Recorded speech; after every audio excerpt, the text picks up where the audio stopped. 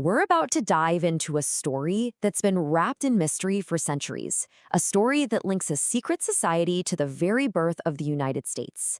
And believe it or not, it all starts with a simple knock on a door. To really get what drove George Washington, you have to understand the principles that guided him. And this quote, it's the perfect place to start. He was on this lifelong quest for self-improvement and, just being around good people. A quest that was about to lead him to a very, very unusual door. Okay, so let's set the scene. The date is November 4th, 1752.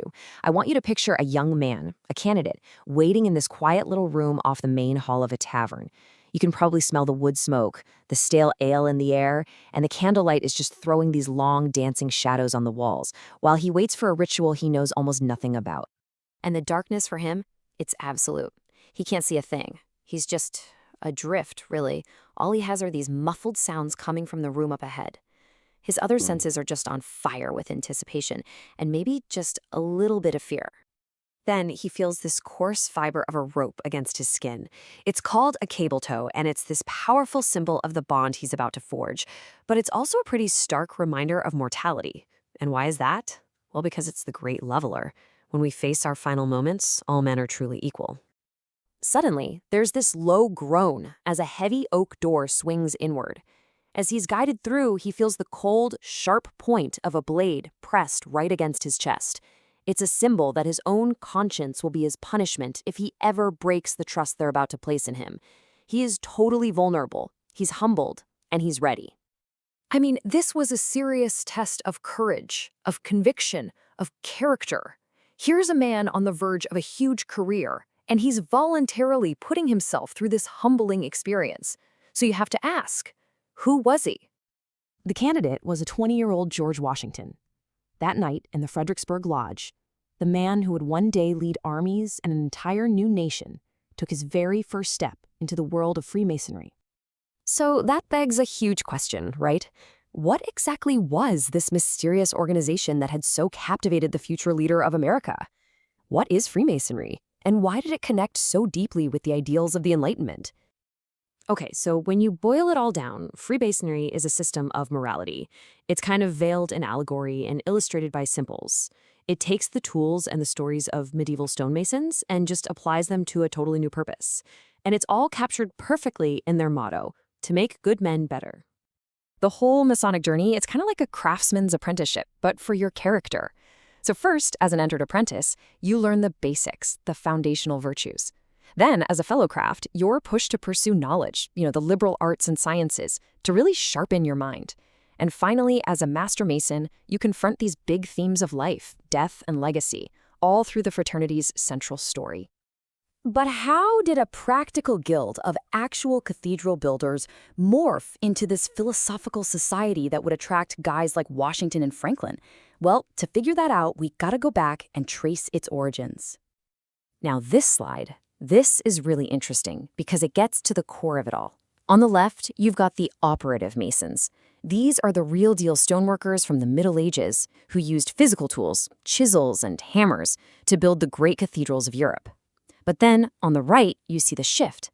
You get these speculative masons, men of the Enlightenment, who used the symbols of those tools to build character.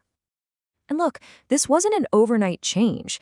As you can see on the timeline, after centuries as a simple workers' guild, something big shifted.